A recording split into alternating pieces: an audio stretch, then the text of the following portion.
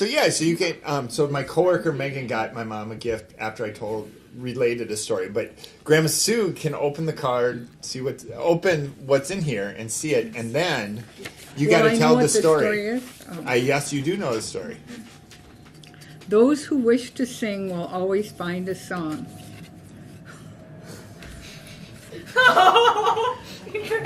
You want to hear? It's read the card. Read the card. Sue, I am so sorry to hear about the demise of your beloved bumper sticker. Although the market is limited, I have found a crowd that shares your fervor for your lovely hometown. As a small tribute to misunderstood towns everywhere, please accept this offering to the best town in Iowa. And let's see we'll get a close up here eventually, but yeah. There you go. But have you guys heard this story? Okay.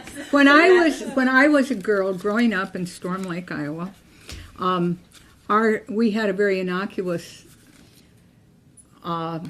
mascot for the teams. It was the Tornadoes, and that was easy. But I went to Buena Vista College, and Buena Vista, because many years ago in the newspaper when they were talking about the athletic teams, they'd call them the Beavers. They eventually became the Buena Vista Beavers. Because I was a sweet, innocent young girl from Iowa, I had absolutely no idea in the world that there was anything that word might mean except a funny animal to have for a mascot, because what would you have them do? Chew through the other opponents? So I had no idea. My brother and sister-in-law also went to Buena Vista, and they knew what it, but they thought, everybody always thought I knew, because if I tell... What does the bumper sticker say? Okay, because one year I got a bumper sticker down at the bookstore at Buena Vista, and it says, I have beaver fever. And I thought it was kind of funny because it's that funny animal. And my friends up here also thought I knew, because I was so worldly that I could make jokes about that. So one time I was in the lunch lot at Country Village, and we lived over by there, and I came out of that lot. And there was an elderly man looking at the back of my car, looking down at that bumper sticker.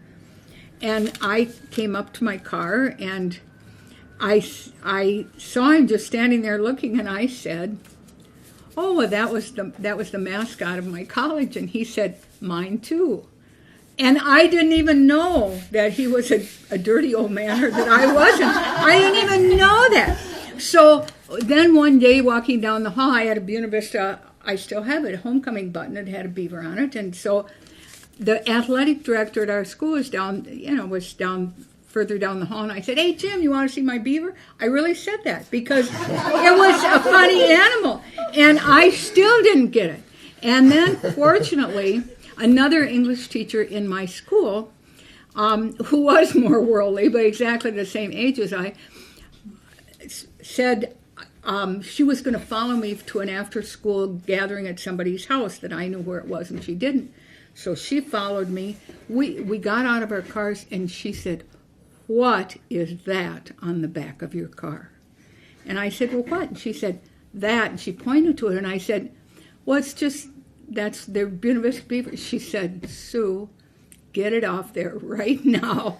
So here I am, as she tells me, now I'm pulling it out. And then I remember saying to Jim Graven, "Want to see?"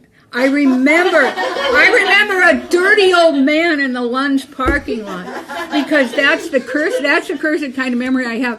So this is probably one of the nicest gifts I've ever received. Thank you, Megan. Yeah. I mean, I didn't know. I went to Buena Vista twice. I went my first year, and then I got married, and I lived all over the country. Went back and finished my last 3 years in 2, and I lived there again, and I still didn't know. And evidently, see, I didn't live in the dorms, and sometimes you learn all sorts of stuff. Right?